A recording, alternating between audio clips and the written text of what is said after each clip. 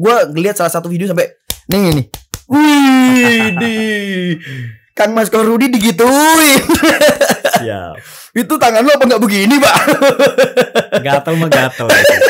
Gue kenal lu, men. Iya. Emang bisa, Pak, kita fight itu di setting untuk menang kalah? Ya nggak enak gue ngomongnya. Dan masalah pencakdor, Mas Widodo udah ngomong, salah satu promotornya, silahkan soroti pencakdor, ditunggu. Olahraga sendiri gimana? Udah dilihat belum? Saya juga punya teman anak tinju banyak, nggak cuman 1-2 orang.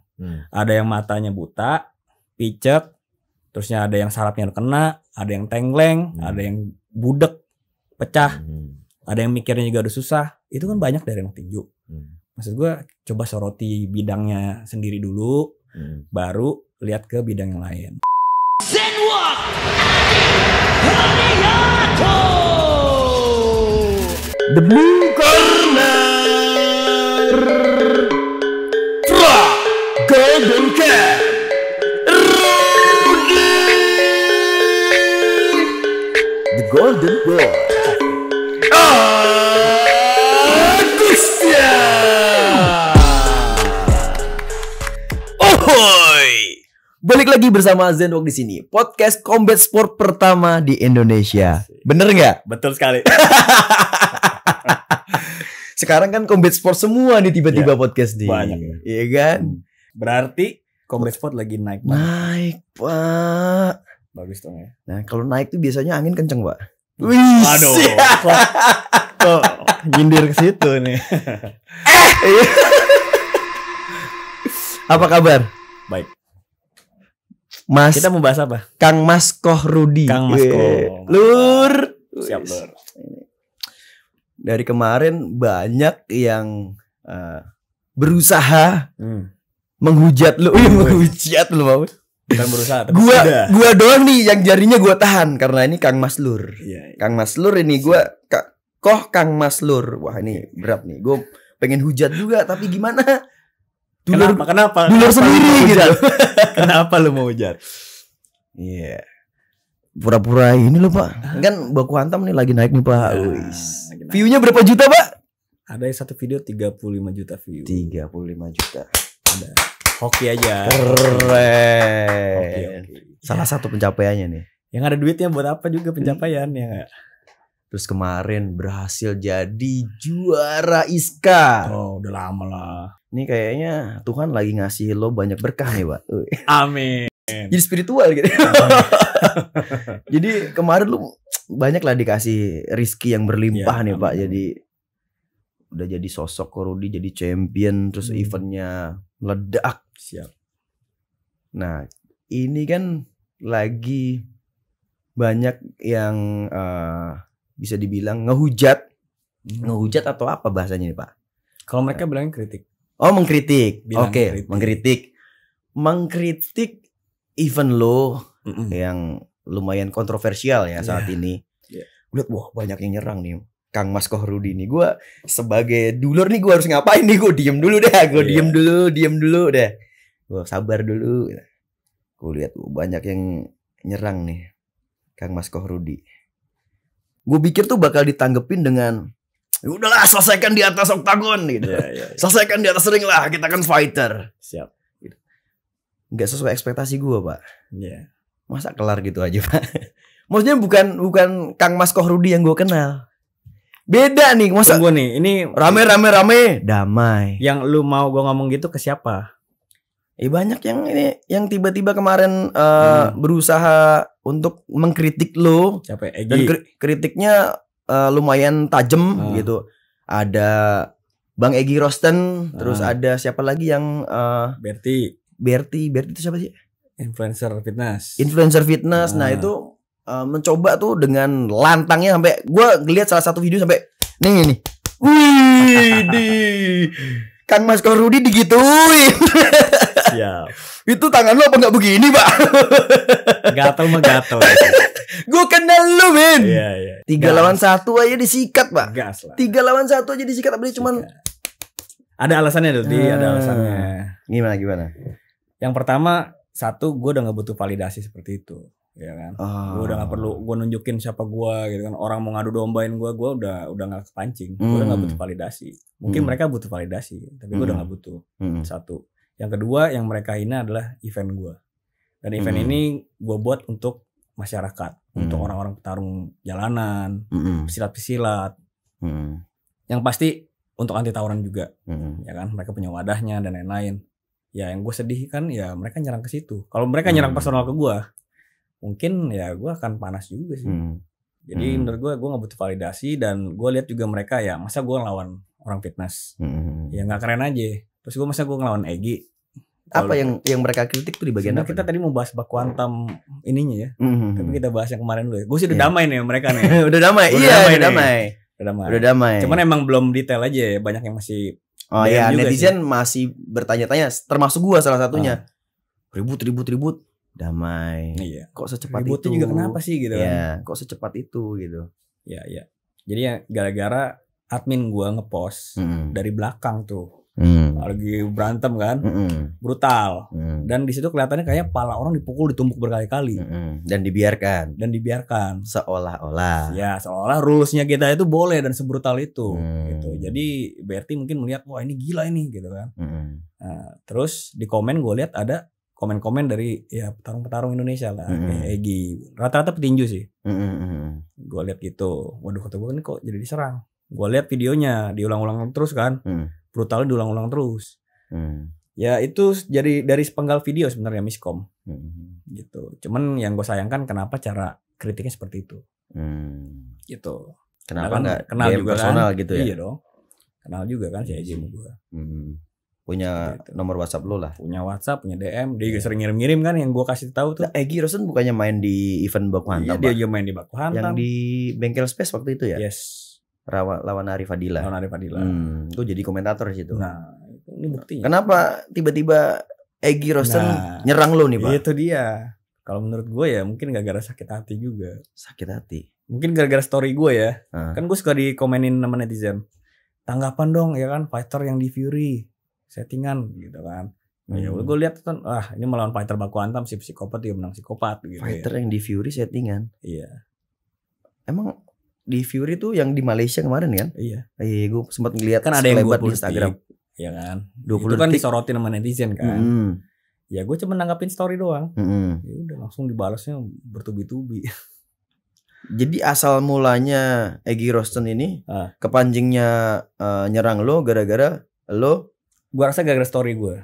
Oke. Gue nggak tahu itu fighternya si Egy. Ya Egy kesana juga kan. Entah cornernya itu dari tim dia lah. Gitu. Di sana dia 20 detik jatuh. Ya, gua nggak bisa. Gara-gara kenapa tuh? Udah damai gua. Udah damai. Nah, kan kita membedah nih, maunya ada apa gitu loh. Ya jadi 20 detik kena pukul sekali. Nanti kita cari videonya ya. Kita cari videonya, kita tampilkan adegannya kayak gimana. Dan lo rasa itu settingan, Pak? Nanti lu lihat aja. Jadi ada berapa fighternya yang dibawa ke situ? Sebenarnya ada 5 apa 6 ya, gue lupa. Jadi kalah semua kecuali si Cima. Kalau Fahri kan emang bagus. Mungkin gue gak tahu. Fahri Alamsyah. Iya, Bali MMA. Oke. Cuman 2 sih yang disorotin netizen. Si Wahyudi pernah main di baku hantam, Pak. Si Oki juga pernah main yang di underground gak sih? Yang Oki yang lawan Ardi Lumihi. Itu yang 20 detik. Wahyudi Pohan yang lawan Jeffrey itu bagus sebenarnya. Cuman di situ sangat berbeda sekali. Dan kena low kick plan ya. Lalu sebagai fighter nih kalau lu lihat gimana, Pak? Ya gue harus ngomong pahit-pahitnya ya. Menurut gue ya agak sedikit ada lah bumbu-bumbu itu. Emang bisa, Pak, kita fight itu di setting untuk menang kalah? Ya gak enak gue ngomongnya. Gak tahu, tergantung fighternya lah. Tergantung fighternya ya. Jadi kemungkinan itu ada. Sepak bola aja ada, kenapa fight nggak ada? Ya kan? Olahraga ada semua. Oke. Tapi tidak di baku hantam ya, sorry ya. No. Oke. Di baku hantam nggak ada setting-settingan. Real semua. Real semua. Ini balik lagi kita ke baku hantam jadi, Pak. Siap. Emang itu tujuannya. Baku hantam ini kan ya bisa dibilang lagi rame-ramenya nih Pak. Lagi booming lah. Itu gampang gak sih Pak bikin event kayak gitu Pak? Keren loh tuh Pak. Kan banyak yang ngatain event abal-abal. Event low budget, ya kan? Event sampah. Ya, yang ngomong mungkin kita suruh bikin dulu ya. Gampang apa susah bikin event? Kalau gue ditanya ya cukup susah. Dari perizinan, dari legalitas, dari ya material juga, finansial kan, duit juga pasti keluar. Wah pasti. Bayar kru, meskipun kita nggak pakai ring, ya kan? Ya lighting pakai, suara pakai, kru, medali apa semua kan pakai uang semua. Orang bilang low budget juga budgetnya lumayan. Jadi jawabannya susah juga. Nah lo tujuannya tuh bikin baku hantam, wajah baku hantam saat ini yang terkesan street fight. Ya. Itu tujuan lo apa Pak? Ya kita tahu dia, kita anggota P1 juga warga. Masih banyak yang namanya tawuran antara pesilat, tawuran juga anak-anak gangster. Terusnya gue juga emang basicnya dari dulu hobinya berantem di jalan, di sekolah. Jadi gue demen nonton-nonton kayak Fight Club, gue demen main Def Jam, gue demen. Basicnya seperti itu. Nah tujuan baku hantam street fight ini adalah mengajak semua orang tuh untuk bisa fight di sini, baik itu yang amatir ataupun yang pro. Nah dari sini akan jadi seleksi untuk baku hantam championship, gitu. Jadi fighter-fighter yang nggak punya nama pun di sini kita akan usahakan kasih exposure. Contoh kayak si Abah Dayat, bisa jutaan view. Banyak yang kenal dia sekarang, si Aang, banyak macamnya lagi, si Rexy. Gitu. Coba bandingin aja sama petinju-petinju yang pro deh, exposure-nya boleh diadu. Nah jadi dari situlah, kayak orang-orang kayak mereka nggak akan mau nih ikut acara tinju amatir, Muay Thai amatir, mau gak kira-kira menurut lo? Mereka Pesilat nih, anak-anak jalanan. mungkin bisa dibilang mereka nggak tahu jalurnya mau lewat mana. Itu juga Ketika mau mendaftar mau ikut. ya. Jadi di sini juga gue akan menjadi wadah dan batu loncatan buat mereka. Dan Ke gue udah sana. menghasilkan. Contoh kayak si Amelia tuh, jadi atlet PPLP. Banyak banget medalinya sekarang. Basicnya dari mana? Dari baku hantam. Terus yang angkatan-angkatan TNI dapat sertifikat, dapat medali, dapat beasiswa untuk sekolah kenaikan tingkat. Ada yang bilang katanya prestasinya kemana, mau dibawanya. Itu udah jelas. Bahkan Raizin sampai datang kan di baku hantam. Raizin datang baku hantam. sampai Raizin datang. tuh kan dari Jepang. Yes. Mereka sampai datang untuk bertukaran fighter. Mereka Bertukaran juga fighter. mengirim fighter ke baku hantam championship. Gue bilang Oke. sabar dulu. Tepuk tangan dulu Ya. aja. Gue nggak mungkin ngundang di acara baku hantam street fight kan. Gue bilang nanti yang championship aja. Malu lah gue. Nah ini kan dibilang juga nih acara lo, acara abal-abal, acara lo budget. Kan lo udah pernah bikin yang megahnya Pak. Iya. Ada. Ya orang nggak ngeliat ke situ kan. Dan gue juga banyak kolaborasi sama promotor-promotor lokal lain kan. Dengan Aoki itu. Nah lo kenapa tiba-tiba yang dari event baku hantam yang megah nih di Balai Sarbini, Ya. di bengkel Space SCBD, terus tiba-tiba di parkiran basement, Ya. di kemarin di mana di Bekasi di Kemarin di Gedung Juang, Gedung lalu Juang. di Maksudnya di lebih ke bengkel lapangan lah. mobil, ya. ke arah lapangan itu kenapa Pak? Apa yang mendasarin lo bisa switch? Kalau kita mau majuin combat sport biar semua orang cinta seru, lu lebih pilih ngadain yang setahun sekali megah atau yang sebulan sekali atau sebulan 2 kali tapi sering. Yang sering lah. Iya itu dia. Kalau setahun sekali ya orang tumpul Pak skillnya Pak. Dan yang tanding pun paling juga berapa orang sih? Ya kan? Nggak lebih dari 20. Tapi kalau gue bikin event terus sebulan bisa 2 kali. Yang tanding tuh bisa 100 orang. Exposure di YouTube juga lumayan kan yang nonton. Ya gue rasa itu lebih memberikan dampak positif. Dampak sosial, dampak juga mereka ada wadahnya. Jadi batu loncatan. Gue rasa itu lebih bagus sih. Kayak si Aang yang barber bahkan menjadi main pro kemarin kan. Di kampus Prasetya Mulia. Dari awalnya dari sini dulu gitu, batu loncatannya dulu. Kalau nggak ada batu loncatan, batu pijakan gimana mereka mau ke combat sport? Gitu. Nah lo bisa tercetus ide, wah gue turun bikin street fight yang kesannya jalanan gitu. Idenya dari mana Pak? Idenya satu karena gue udah cukup dikecewakan karena event besar sebelumnya, ya kan, dimana ya akhirnya partner gue dan sponsor hilang, gue yang harus bayar semuanya ratusan juta ya kan. Kata gue mendingan gue bikin yang terjangkau tapi dampaknya luas, Berefek. positif. Yes. Hmm. Jadilah baku hantam street fight.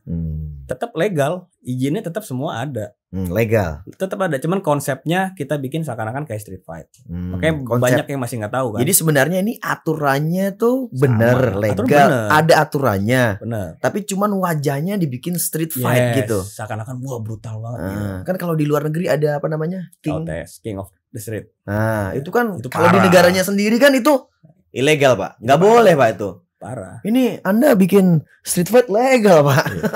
Didukung KONI, didukung Pemda, polisi, polisi, Pak. Coba. Kemenkumham, Ya. aman. Karena apa?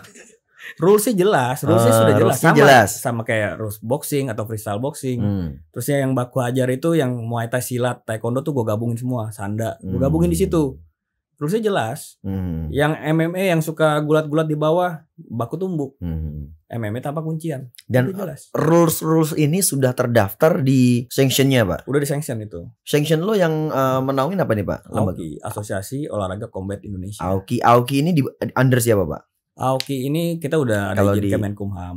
Jadi Udah aman semua. secara rulesnya pun udah terdaftar di Kemenkumham. Sudah. Oke. Kalau rules sebenarnya lebih ke ini ya, lebih ke sanction sendiri ya, nggak usah didaftarin ke Kemenkumham seperti itu sih. Gitu. Tapi Jadi di KBLI rules itu kita bisa dimodifikasi sendiri gitu, Pak? bisa. Oh. Emang sebenarnya AOKI ini lebih ke modified rules ya. Jadi Hmm. semua orang bisa mengadakan pertandingan, tapi safety dan SOP-nya tetap harus proper. Oke. Gitu. Jadi kalau misalkan gue ada kolaborasi sama promotor lokal nih, gue tanya dulu, lu rulesnya apa? Mau pakai rules yang baku hantam, apa rules yang biasa kayak boxing gitu? Biasa aja kayak boxing. Cuma kita di matras aja bang. Oh yaudah gas. Gue kan ikut di event lo beberapa kali, Pak. Iya. Maksudnya dulu ada kayak, oke ini rulesnya baku tumbuk misalkan atau baku apa, gue banyak banget kan rulesnya. Iya. 3 doang sih. Ini ada Muay Thai no elbow, itu apa? Sekarang itu Itu udah namanya boleh apa? elbow, itu yang baku hajar. Baku hajar. Iya. Nah itu kan awal-awal Muay Thai no elbow. Iya. Terus setelah kita pindah di Balai Sarbini, ada di situ Anugrah main juga lawan Iya. anak Bali MMA, siapa namanya? Novan Kaunang. Iya. Tiba-tiba boleh elbow. Wah, Iya. itu kan berarti berubah-ubah nih Iya. aturannya. Itu gimana, Pak? Maksudnya si AOKI ini aturannya nggak paten, nggak saklek, atau bisa adaptasi terus gitu. Gimana Jadi tuh, Pak? gini, kayak petarung kita tuh suka kan fight. Oh gue fight di Muay Thai. Oh besok gue fight lagi di kickboxing. Sebenarnya itu hal yang biasa sih, nggak perlu dicari-cari celah juga kan. Jadi sebenarnya kalau sekarang nih baku hajar ini udah boleh elbow. Karena gue nama rulesnya baku hajar. baku hajar. Karena gue bilang nih ultimate striking, gabungan berbagai macam bela diri. Ya kan, makanya gue bilang ya udahlah elbow masukin aja. Toh nge-elbow orang nggak segampang itu. Ya udah jadi sekarang gue fixin ya aturan baku hantam, baku hajar tuh boleh. Jadi baku hantam tuh ada sub Iya, rulesnya. ada 3. Satu, Baku pukul. baku pukul tuh ngapain, Pak? Itu segala jenis pukulan. Lu mau mukul 2 tangan pun boleh. Like boxing, Yes. Freestyle Oh, boxing. freestyle Jadi boxing boxing ya? plus berbagai jenis pukulan. spinning back fist, Spinning boleh. boleh. Boleh. Oke. Jadi pure Dipiting, tangan aja. digebukin.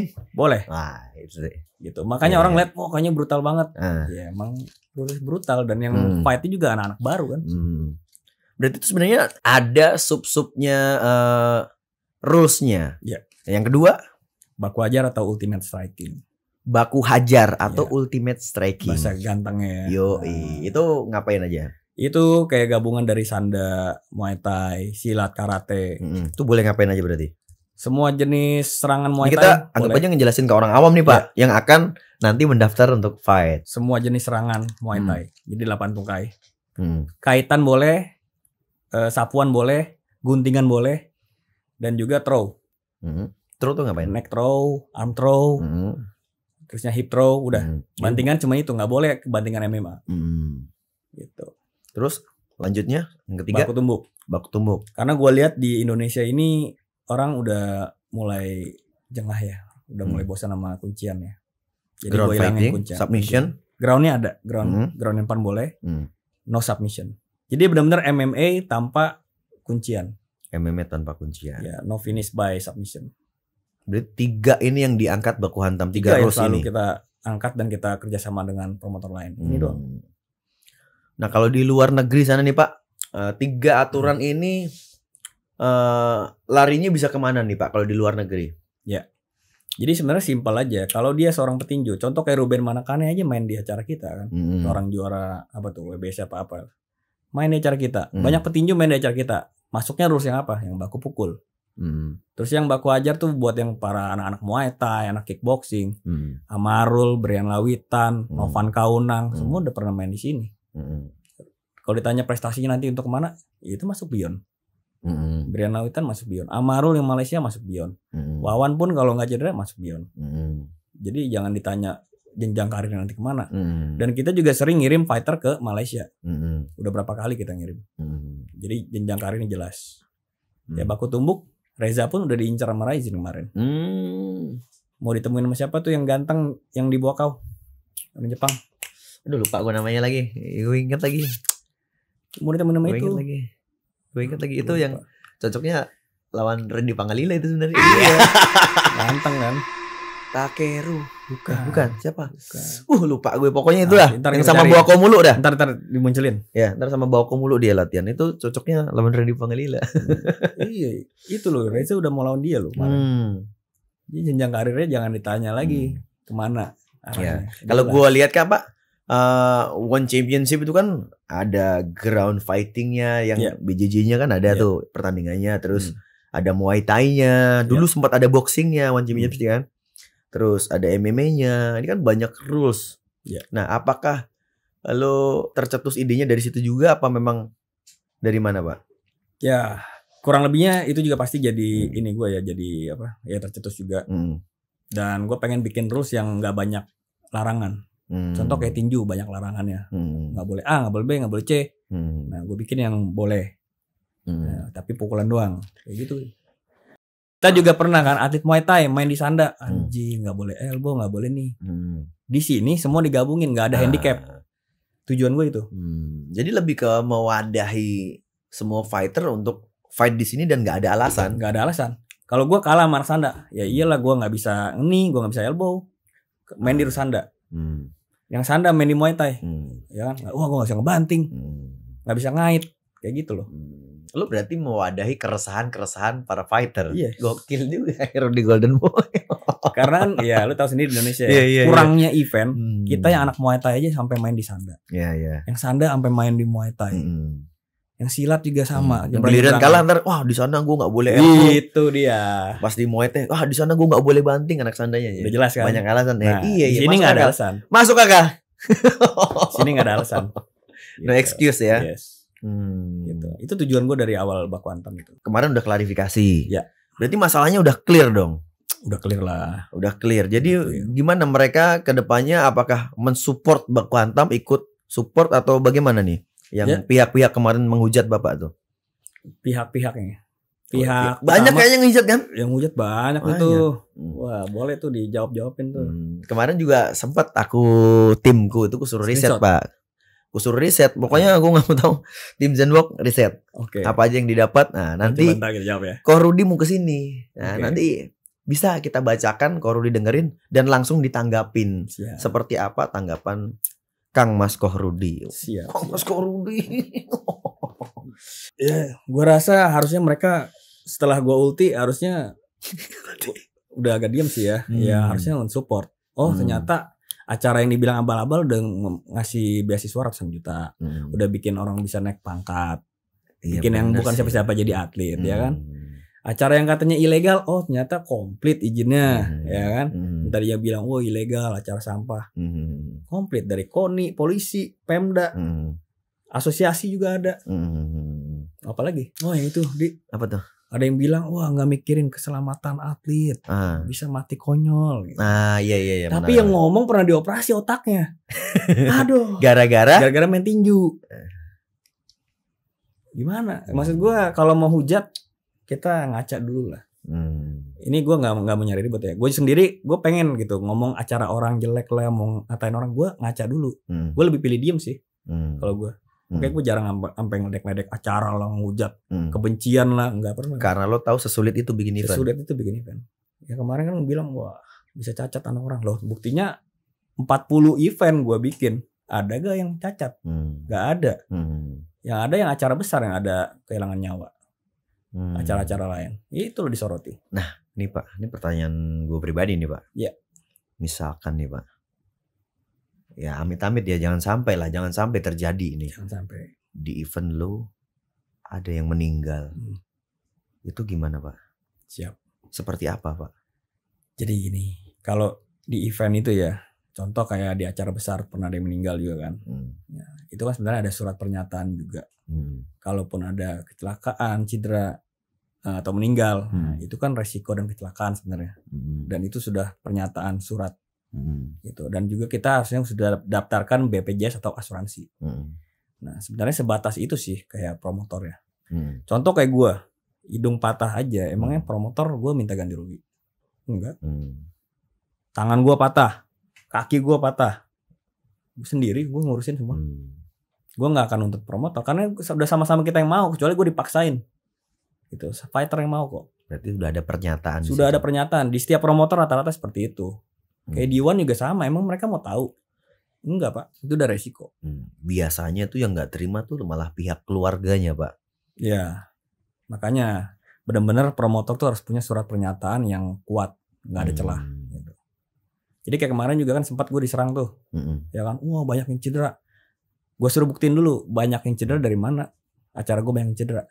Itu banyak juga di video tuh gue lihat yang ada di rumah sakit bilangnya nggak ditanggung promotor tuh. Terus dia ternyata lolos nggak punya BPJS tuh Pak. Ya. Gimana tuh Pak? Jadi gini, yang ngurusin BPJS tuh ada. Setiap fighter kita urusin, kita bantu sampai dia bisa dapat BPJS. Tapi kalau fighternya bandel, udah dekat-dekat hari H masih nggak mau ngurusin dan ternyata KTP-nya bermasalah. Dan itu lolos sama admin gue satu doang tuh. Bener-bener dia doang itu. Dan suenya dia lagi yang cedera. Suenya dia yang zong nih. Suenya lagi. Dulur kita juga anak PSAT. Jadi kalau gue lepas tangan, gue sebenarnya nggak salah. Cuman karena dia dulur juga PSAT, aku hantam juga ya kan. Ya udahlah, akhirnya gue yang cover kok. Lo cover akhirnya. Gue yang cover akhirnya. Walaupun itu sebenarnya nggak tanggung jawab lo. Sebenarnya salah dia. Ya kan, kita udah bantu semuanya maksimal mungkin dan dia nggak mau ngurusin, nggak mau ngisi form. Akhirnya dia tanding cedera, suwe. Dan itu kan kemarin kalau nggak salah itu yang dijadiin bahan untuk nyerang ya. Nyerang lo gitu. Ya. Pertanyaan gue adalah yang nyerang ini pernah tanding gak sih? Kayak anak baru gitu. Dia mungkin belum pernah gaul ke olahraga lain kali ya. Ya kan, tinju aja berapa banyak yang mati. PBMI dulu amatir, udah pakai pelindung, masih ada yang mati. Acara-acara kickboxing masih ada yang mati. Gue nggak perlu expose kan. Itu kecelakaan. Kalau gue sih udah paham, itu kecelakaan Pak. Resiko juga, mau gimana? Nah, menurut lu gimana? Yang gue sih sebenarnya dari kemarin sih pengen gatal juga, gatal ya. Ini apa sih Korudi? Seru nih gitu. Tapi kalau buat temen-temen sih, ini gue pribadi ya. Apalagi misalkan gue punya kontak lo, ya gue mungkin akan gue cari tahu dulu secara personal. Tapi kalau secara personal misalkan gue DM lo responnya negatif, ya mungkin baru gue up ke media, sosial media gue angkat gitu. Benar, harusnya gitu. Kalau gue sebagai gue pribadi ya, tapi kan nggak tahu teman-teman yang lain seperti apa menanggapinya. Tapi masalahnya udah clear sekarang. Masalahnya udah clear. Yang gue menarik juga nih Pak, heran juga. Sebenarnya di Indonesia tuh banyak sih kebudayaan atau culture fight. Ini ulti lagi buat mereka. Ulti nih kayaknya. Nah ini maksudnya ini gue pertanyakan dan mudah-mudahan mereka mau bersuara di sini lah. Ini wadah kita untuk sama-sama kok. Gue komit bangun Zenwalk Podcast itu untuk memajukan combat sport juga. Dan gue mau adain siapapun untuk bersuara di Zenwalk Podcast. Dan gue mungkin kalau teman-teman yang punya gagasan atau ide itu bisa duduk di sini kita ngobrol, kita suarakan bareng-bareng gitu. Yang aku sedikit pertanyakan tuh maksudnya kok mereka ributnya di pas event lo aja gitu loh. Yang lain nah sedangkan kita sama-sama tahu Pak, di Indonesia nih banyak tradisi yang memang udah dari zaman dulu udah ada dan itu secara sanction mungkin masih dipertanyakan. Oke nanti. Contoh salah satunya Pak yang ada di Jawa Timur apa Pak? Pencak dong. Itu kan maksudnya suarakan dong. Ya. Soroti dong. Wah itu lo gokil juga tuh Pak. Iya. Ya gue sempat mikir gitu kok. Hmm. Kok acara gue disorotinnya lebay banget gitu ya. Ada kesalahan kecil langsung dibuat-buat besar gitu kan. Mungkin acara lo naik cepet pak. Terlalu Naiknya cepet terlalu kali ya. cepet kali pak. Iya. Sampai yang punya event ya kan, sampai nyorotin juga. Petinju-petinju yang udah pada operasi otak, terus yang kena sarafnya pada komen juga ya kan. Tahu. Mereka nggak bisa ngelihat apa di Jawa Timur tuh ada yang namanya pencakdor. Nggak usah di Jawa Timur ya, di Bekasi aja mereka masih sering ngadain pencakdor. Ya. Bahkan nih gue denger gue pernah ngundang kan supporter bola dari Persija.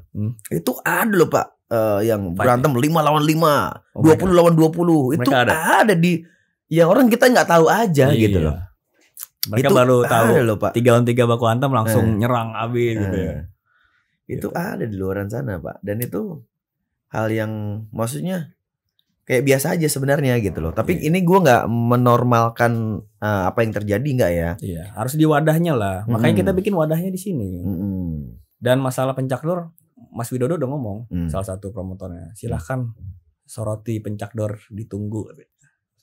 Oh, gitu. malah ditantang sama pihak pencakdor. Tapi nggak ada yang nanggepin ke sana. Karena aku belum ngomong. Belum kan. Okay. Masa ya kita aduin.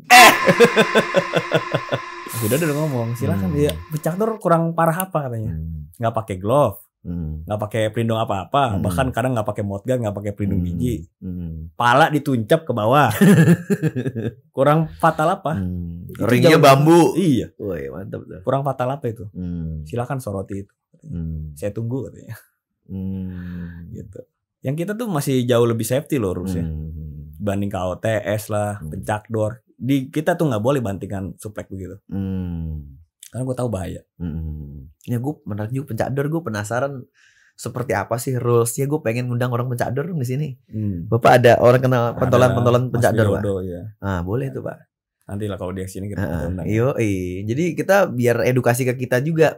Lahirnya pencakdor tuh kayak gimana, terus arahnya kemana, seperti apa, eventnya tuh keren banget. Iya. Yang nonton mbak, wah, luar biasa kan? Bisa jutaan itu pak, penuh lapangan pak. Berarti setuju dong, Indonesia ini emang cinta combat sport. Iya. Tapi kurang wadah. Benar. Begitu ada wadah, disikat sama mereka. Ya. Sayang banget. Jadi orang mau niat majuin juga males juga jadinya kan. Gue aja tuh sempat, yaudah, lu kalau mau baku hantam berarti gue mah nggak masalah. Tapi lu punya wadahnya gak yang sering ngadain kayak kita gitu. Enggak kan? Apalagi lo secinta itu di industri ini, Pak. Lo tahu sendiri udah berapa duit. Iya. Sepanjang lo bikin event nih, Pak. Ini kan bilangnya kan demi cuan nih, Pak, lo bikin ini. Ada yang katanya netizen. Ini sejauh ini lo udah biasa keberapa nih, Pak? Waduh. Kalau yang event gedenya udah 5. Event kecilnya? Event kecilnya ini kalau udah amatir udah 10-an lebih lah. Pertanyaan gue, udah pernah cuan belum, Pak? Dari itu mungkin ada 3 atau 4 pertandingan yang cuan. 3 atau 4 pertandingan cuan dari sekian kali bikin itu. Yes. Yang ini, gedenya pernah cuan gak Pak yang gedenya? Wah. Gua tuh sempat hampir jual mobil. Berarti zong tuh Pak. Wah parah. Itu sama influencer sama tokoh politik dijanjikan akan dibayar segini. Pas udah hari H mundur semua. Seperti kata gue bilang, kayak kemarin hujan-hujanan, the show must go on. Nggak ada kata mundur, ya kan? Gue yang malu kalau mundur. Ya udah gue yang talangin. Gue minjem duit bini gue. Minjem duit bini gue. Yang dulu. Bini yang mana dulu? Enggak, event yang dulu yang di Bali. Bekasi. Yang di event yang kemarin. Bukan, Bekasi yang besar. Oh, yang di lapangan. Ya. Gitu Pak. Oke. Gua dibombardir ormas, oknum-oknum birokrasi. Wah, habis hampir 400 juta nomboknya. Iya sih, gue kemarin juga sempet lah bikin oret-oretan. Emang segitu, 500 lah. Bikin event. Ya, berapa? Event yang standar lah, 500-an. 500 juta. Setengah M. Itu yang event standar. Iya. Jadi kalau ada yang ngomong, wah mau nyari cuan, gue mau nyari cuan.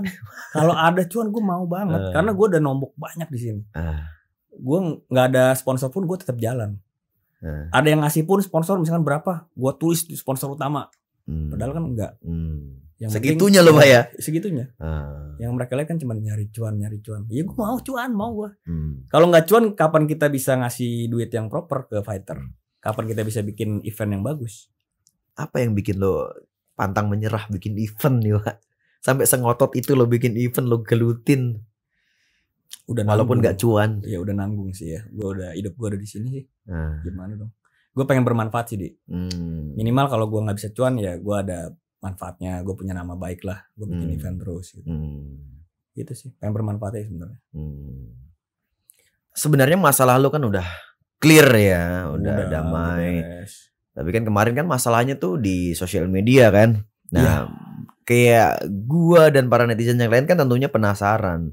Sebenarnya seperti apa sih penyelesaiannya masalah lu kemarin itu gitu, Pak? Iya. Jadi sebenarnya kemarin kita udah damai, udah dimediasiin juga. Ya gue sama Berti udah beres, sama Egy udah beres, sama yang satu lagi informannya Egy juga kurang lebihnya udah beres lah. Nah terus gue dikontak sama Om Nelson Nenggolan. Ya kurang lebihnya dia sepuh lah ditinju kan. Ya dia bilang, Rud, udahlah damai aja demi kemajuan combat sport ya kan. Daripada berantem gini, entah jadinya kacau lagi. Kan sekarang udah naik nih. Ya dia bilang juga udahlah ngalah aja. Kita damai bareng di tempat Om. Egy datang, Rudi datang, ya udah kita maaf-maafan. Ya gue juga tadi agak males sih. Lu yang nyerang gue sih Egy ya kan. Kok gue yang datang, lu datang ke tempat gue lah. Gitu ya. Nah, akhirnya ngotot-ngototan tuh sama Om Nelson juga. Ya akhirnya saran dari Bang Marcel Hatudara. Marcel dari Hena. Yes. Hormat. Siap. Ya. Dari kakak besar bilang udahlah.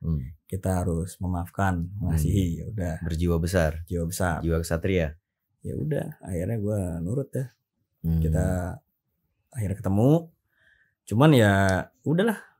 Orangnya juga masih agak susah kalau untuk minta maaf ya. Gue harus berjiwa kesatria juga lah. Gue anggap ini udah damai. Meskipun ya masih agak ada pendinayat lah. Pendinai gitu. Ya kalau masalah gue nyerang pribadi dia kan ada asap pasti ada api gitu. Tapi udah beres, udahlah. Udah beres ya. Udah. Nah ini kemarin kan juga gue sempet ke tim gue riset dong buat ke kasusnya Ko Rudi ini kayak gimana gitu. Nah anak-anak gue udah nyiapin nih capturean iya dari para netizen. Yang mungkin bisa kan banyak banget tuh. Ada beberapa udah kita seleksi untuk langsung kita bacakan dan kita mau Ko Rudi bisa klarifikasi langsung. Boleh. Atau reaction langsung. Ini silakan. Gua ulti nih ya. Yang sebelum gua ulti screenshotnya. Gimana anak-anak ngambilnya tuh pas lagi rame-ramenya ya? Pas lagi rame yang gua lagi diemin kan. Coba silakan dibacakan. Ojan. Ada akun dari Egy Rosten nih. Wasitnya tukang baksok, gagal paham regulasinya wasit tukang baksok, jadi nggak tahu mana regulasinya. Oke. Boleh gue jawab nih? Jawab. Ya itu sebenarnya salah satu berita palsu yang disebarkan ya kan. Itu pelanggaran juga tuh. Sedangkan wasit kita tuh udah main di Gama internasional, udah main di Sanda juga, baik yang daerah ataupun nasional. Terus yang main di MMA beberapa event juga sudah. Jadi wasit kita bukan tukang bakso. Ada sertifikatnya semua. Bukan tukang bakso tapi tukang somai. Sertifikat tukang somai. Oke. Biar nggak terlalu tegang, Pak. Serem banget ini. Tegang banget. Kayak memukul orang. Bukan saya, Pak. Bukan saya, Pak. Bukan kamu ya? Kamu ikut nggak? Bukan, Pak. Saya cuma tahan, Pak. Saya tahan, Pak. Jadi aman untuk wasit, clear. Clear ya. Jadi memang profesional wasit. Profesional, bukan tukang bakso. Salah. Tukang somai. Tapi ditutup-tutupin itu biar apa, Pak? Biar street fight-nya dapet. Wah, kesannya dong, ya kan? Street fight-nya itu seremnya dapet. Terinspirasi dari banyak street fight. Ya hal-hal kayak gitu. Tapi kalau street fight di luar sana ilegal, kita legal. Kita yang legalnya. Oke, berikutnya Ojan. Oke, masih Egy Rosten di akun story IG-nya. Banyak dia nih. Emang yang kandidat terkuat dia kan. Saya temannya coach dan temennya teman saya. Info terbarunya sih katanya Rudi udah mau tanggung jawab, tapi anaknya ngeyel waktu tanding disuruh bikin BPJS, tapi malah nggak bikin. Alhasil katanya susah mau tanggung jawabnya. Ya. Oh ini yang laporan dari seseorang ini ya ke Egy ya, yang di post Egy kalau nggak salah kan. Ini sebentar, gue disclaimer dulu nih, Bang Egy, gue udah tahu nih damai. Bukan maksud gue di sini podcast untuk memperkeruh suasana lagi, bukan ya. Tapi maksudnya kan kemarin masalahnya tuh dipublish. Iya. Kan banyak orang yang penasaran. Ini niat gue cuma mengobatin penasaran para netizen sebenarnya apa sih yang terjadi dan penyelesaiannya seperti apa. Kan bisa jadi bahan edukasi juga ketika ada masalah cara menyelesaikannya seperti ini gitu. Yes. Dan kemarin berita-berita yang berseliweran kan nggak benar, jadi kita klarifikasi di sini lah. Ya, Tuh.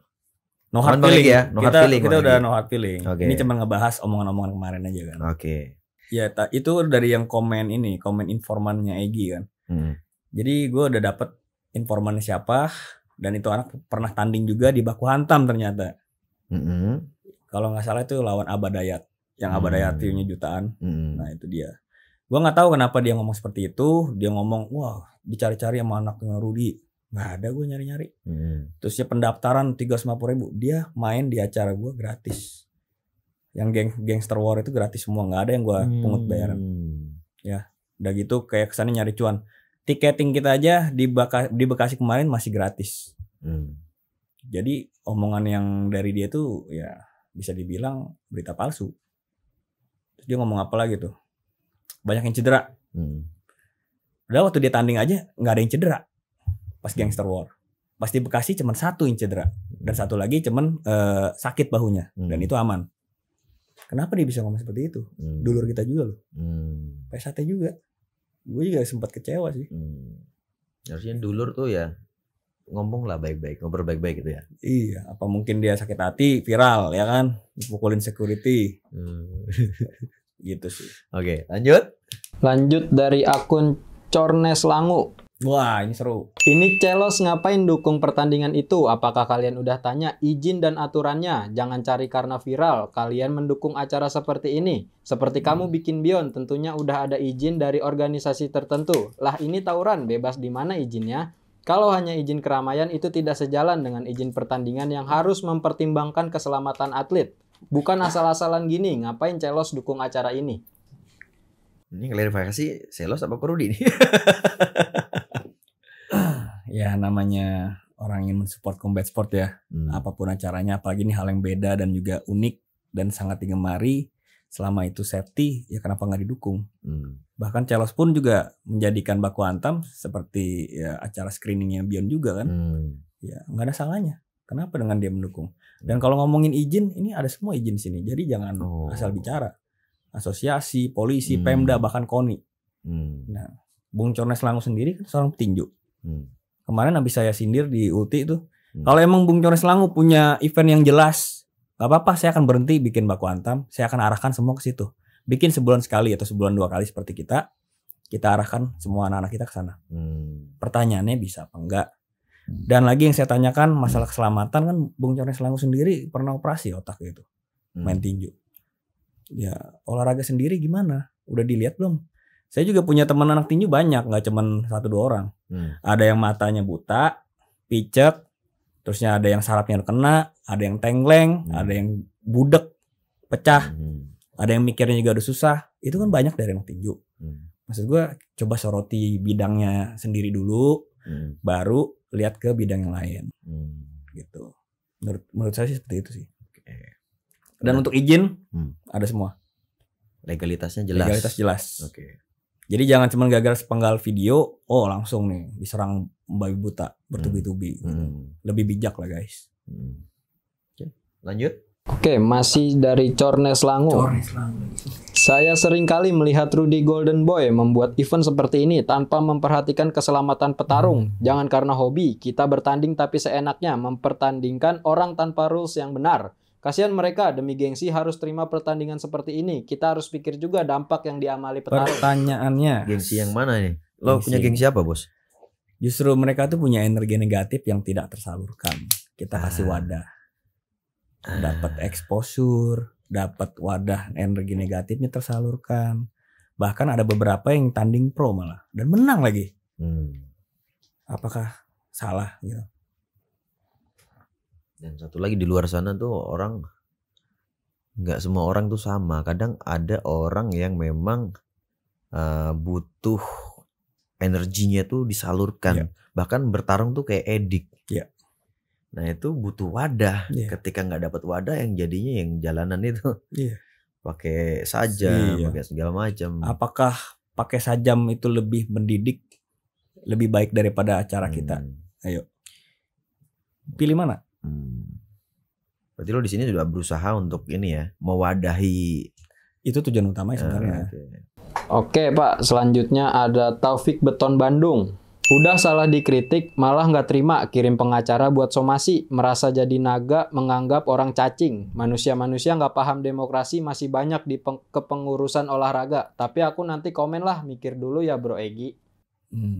Ini disclaimer dulu ya. Itu omongan dia buat promotor yang dulu kan. Dia pernah disomasi kan. Pernah disomasi dia, pernah disomasi. Makanya gue pikir gue belum somasi deh. Kok dia udah ngomong somasi? Trauma dia. Yang dulu ya. Trauma dia. Traumanya kambuh. Mantap, Bung Topik ya. Trauma ya. Trauma jadi dilampiaskan ke acara gue gitu ya. Aduh, luar biasa sekali emang manusia-manusia ini ya. Trauma dia. Aduh. Apa yang mau tanggepin ya? Apa dia? Dia tuh panjang lebar kalau komen. Udah kayak mengarang bebas. Mungkin bahasa Indonesia dulu bagus dia. Ya. Gue kadang membacanya males. Dia samain juga audisi. Oh ya, satu lagi. BHSF itu ada audisinya dulu. Sebelum yang 3 Mei itu kita ada audisi. Jadi fighter-fighter yang di 3 Mei itu sudah yang pilihan. Udah yang kuat, udah yang lumayan bagus tekniknya. Gitu. Audisinya ya dengan sparring emang. Nah, Topik kan pernah ngebandingin sama yang acara di TV tuh. Gitu. Ya tiap orang punya cara audisi yang berbeda lah. Tiap sanction juga punya rules yang berbeda. Menurut gue ya lu mesti respect juga sih. Lagi dari Egi Rosten nih. Egi Rosten lagi. Demi konten, abaikan keselamatan, tunggu yang cacat atau mati, baru minta maaf ke keluarganya. Demi konten. Ya sebenarnya gue tadi udah sering bahas ya tujuan gue bikin tuh apa. Konten dan lain-lain tuh adalah satu hal kesekian lah.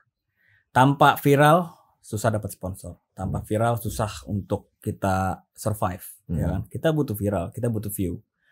Normal gak sih menurut lu?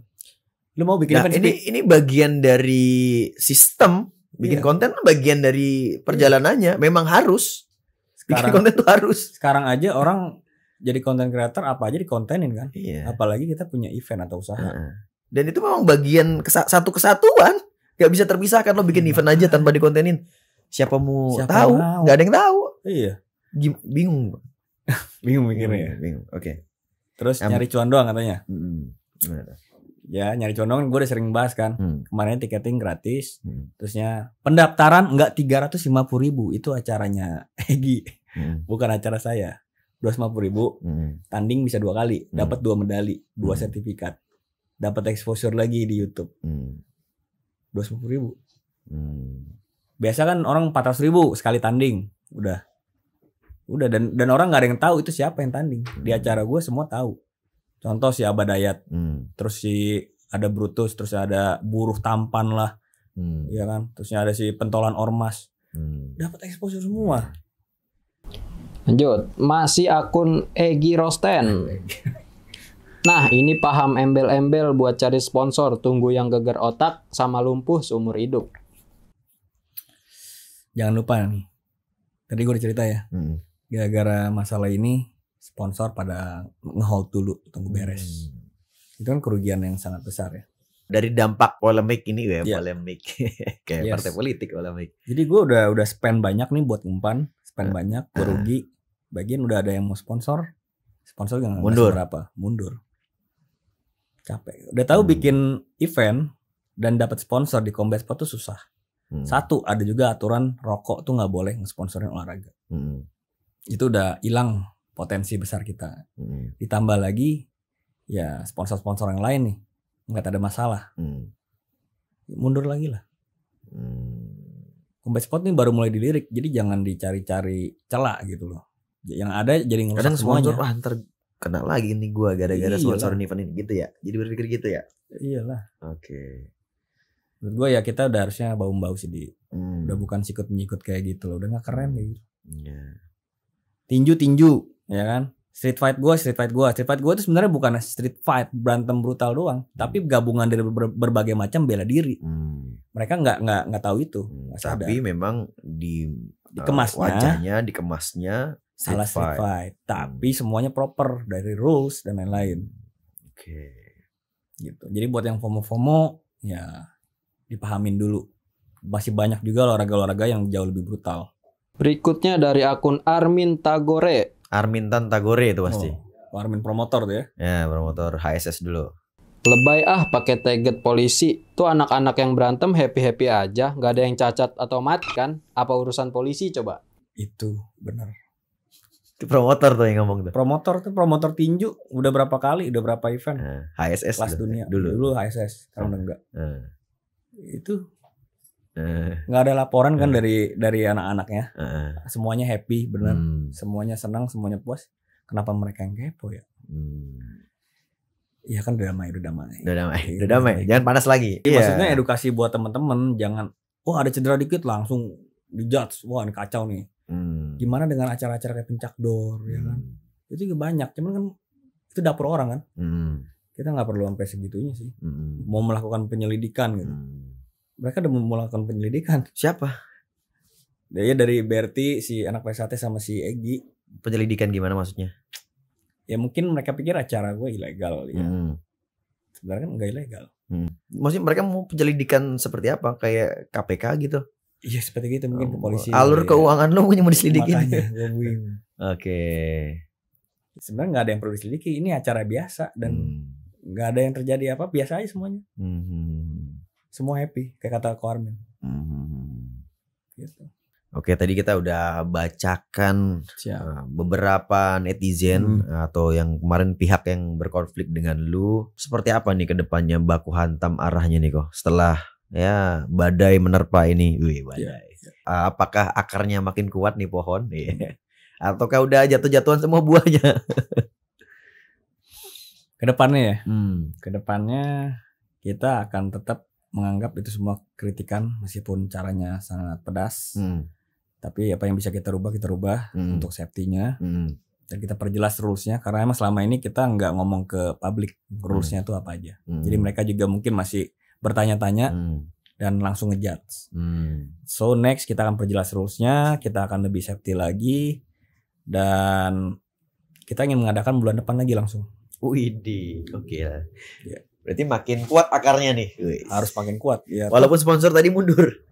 Ya, the show must go on seperti itu. Ya. Lalu kita juga udah banyak yang minta kita akan ada bulan Juli itu di Pontianak. Itu baku hantam championnya. Terusnya di Nganjuk, lalu di Blitar, Kediri, itu juga udah siapin nanti baku hantam. Agendanya udah panjang nih. Udah banyak sih. Setahun ini nih. Iya. Oke. Jadi kurang lebih ada 10 baku hantam street fight lagi dan 2 baku hantam championship sampai Desember.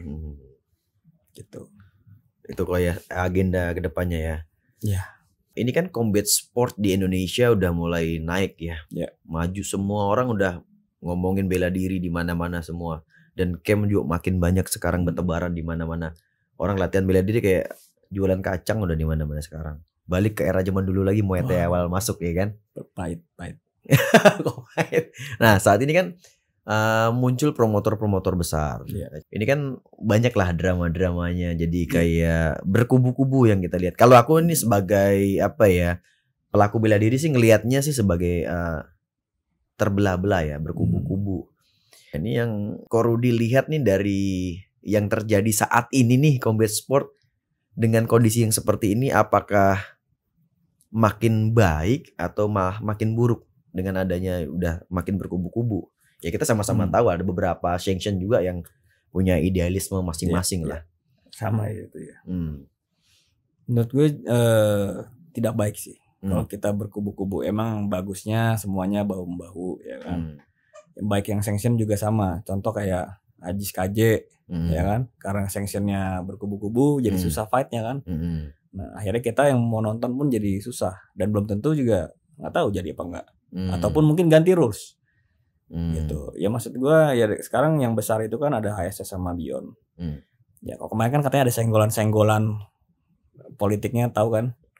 Ya kalau gue harap sih tetap berjalan, kita tetap berkarya, tetap berpositif, bikin event. Jangan sampai ada senggol-senggolan atau sikut-sikutan atau mungkin ada cara-cara yang gimana merugikan promotor yang lain gitu. Di luar itu gue yakin bakal maju sih kalau kita bahu-bahu seperti itu.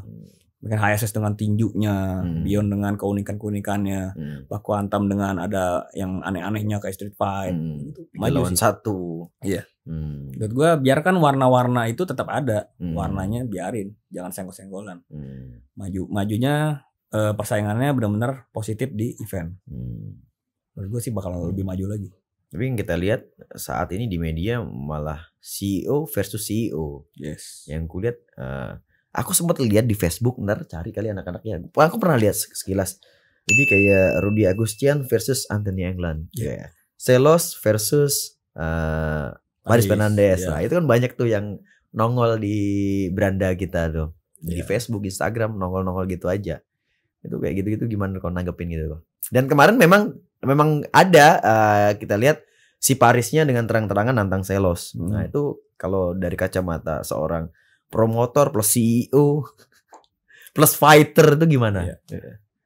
Kemarin ada tantangan Paris ya. Yang mungkin itu bentuk kesalahan dia, katanya dicuekin gitu kan. Akhirnya dia nantang. Dicuekin gimana maksudnya? Nggak dibalas-balas ya, telepon, nggak di chat, nggak dibales, telepon nggak diangkat. Ya itu urusan mereka pribadi lah ya. Ya cuma kan gue cuma merespon. Ya sebenarnya kalau gue jadi Celos juga gue nggak akan mau. Ya kan, karena posisinya dia sebagai CEO ini sudah unggul kan. Banyak juga komentar netizen yang bilang, dulu lawan Erlang, ya itu kan part of the marketing juga kan, strategi juga. Sekarang saat dia sudah berhasil, ngapain dia turun lagi? Ya, langsung buzzer Paris nyerang gue tuh. Sebenarnya sayang gitu, maksud gue Paris harusnya lebih banyak ke eventnya aja sebagai CEO. Nggak usah nyari-nyari fight lagi, mau ngapain? Fokus aja untuk ngembangin eventnya, meramaikan. Maksud gue seperti itu. Langsung lah ada fight card tuh dibikin tuh, ya. Gua lawan Anthony, sebenarnya ya tinggal Wanipiro aja kan. Kalau bayarannya nggak ada masalah itu ya. Nggak ada masalah lah.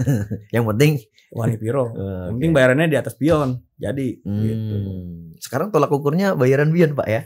Sekarang tolak ukurnya berapa digit Pak? Nggak, kalau gua tanding otomatis baku hantam sifat bakal nggak ada. Susah. Gue bikinnya jadi nggak fokus. Gue mikir di situ juga. Kebayang. Iya. Fokus ya. Jadi ketika seorang promotor mau fight, berarti harus otomatis mengkesampingkan eventnya dulu. Pasti. Fokus latihan. Kalau gue kan ya, lu bisa bilang gue one man show lah. Mungkin kalau Celos dan Paris dan HSS kan ada dana, tinggal bayar orang. Kalau gue kan gue harus sengirit-ngiritnya acara harus bisa jalan. Nggak bisa gue. Bener-bener otaknya di low Pak ya. One man show. Ngadepin netizennya gue sendiri. Pada kemana ya kan. Gue doang.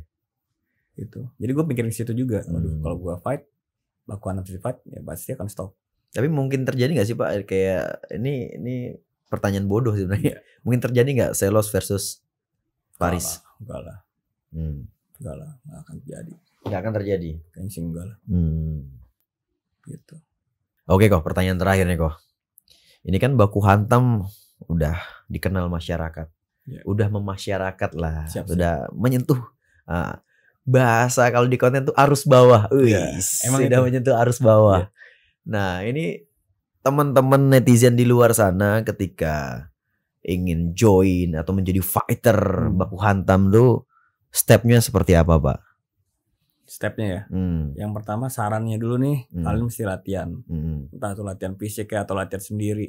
Saran sih ke sasana-sasana yang kalian kenal lah, yang terdekat ya. Terus tungguin poster di IG saya. Gitu kan banyak tuh yang suka nanya daftarnya gimana. Follow IG saya, tungguin posternya muncul, daftar di situ. Segampang itu kok. Gak harus terkenal dulu baru bisa masuk baku hantam. Justru baku hantam street fight itu ya buat kalangan bawah lah, arus bawah. Itu bener banget yang lu bilang. Itu kenapa gue bikin baku hantam street fight. Dan gue angkat mereka, kasih exposure. Gitu. Jadi buat semuanya. Mau dia atlet, mau dia cuman pekerja profesional biasa, barber, barista, daftar aja. Gue pengen semua orang bisa menikmati fight, merasakan fight itu seperti apa, dan juga merasakan kemenangan seperti apa. Serunya gimana? Itu dia. Tujuannya baku hantam street fight. Kalau kayak misinya Bion kan mau menciptakan juara dunia baru, kayak HSS pun begitu, pengen melahirkan juara dunia baru seperti Chris John zaman dulu, terus seperti Elias Pikal zaman dulu. Nah kalau di baku hantam sendiri, mimpi terbesarnya baku hantam itu apa Pak? Mimpi terbesar baku hantam adalah baku hantam tuh ada di seluruh Indonesia. Dan kita bikin rutin. Di Lampung, di Jawa Timur rutin. Aoki, baku hantam. Dan dari situ kita bisa dapat banyak sekali potensi fighter-fighter dari segala kalangan. Jadi mungkin kalau Bio dan HSS sudah level yang atasnya, Hmm. ya sebelum di atas kan kita mesti munculin bibit-bibitnya dulu. Betul. Dari mana? Ya dari baku hantam ini. Gitu. Masuk akal Pak, menarik. Iya. Dan itu justru yang arus bawah itu yang akan jadi arus gede. Iya benar. Arus atas itu. Ya, Lu bayangin aja gue bisa nemuin sosok kayak Abah Dayat lah, unik-unik Aji TB. Kan yang nggak akan disorot oleh event promotor-promotor besar kan? Nggak mungkin lihat mereka. Nggak mungkin lihat mereka. Iya. Tapi di baku hantam mereka dilihat dan mereka dibantu banget. Kalau promotor besar kan yang dilihat prestasi sama sensasinya, Yes. ya, exposure-nya masih Yes. dilihat. Baru diambil, oke, fight gitu. Nah, kalau dari kita lihat, kita poles, kita arahkan, kita jadiin. Dan mungkin kalau dia bagus terus, dia akan dilirik oleh Bion atau HSS, terserah. Ya kan? Atau mungkin gue bawa kayak kemarin nih, si Jimmy Steve sama si Rico. Rico main di baku hantam. Kita kirim nih tanggal 18 ini ke Malaysia. Gue pilih dari yang bagus-bagus. Gue siapa nih? Anak-anak baru. Oh ini dia bagus. Kirim ke Malaysia. Jadi kita nggak cuma ngomong doang. Udah sering ngasih bukti gitu. Sebenarnya kalau di industri ini saling bahu membahu tuh akan lebih cepat gedenya Pak ya. Lebih cepat gede. Mantap. Bukan saling sikut Pak ya. Jangan saling sikut. Oke para Zenwalkers, saat ini bisa kita rasakan sama-sama. Combat Sport lagi naik-naiknya, lagi maju-majunya, lagi berkembang pesat. Alangkah bagusnya jika kita nih saling bahu-membahu, saling support. Biar Combat Sport ini makin naik lagi, makin memasyarakat lagi. Bukan saling sikut-menyikut. Ikutin terus podcast Zenwalk. Zenwalk!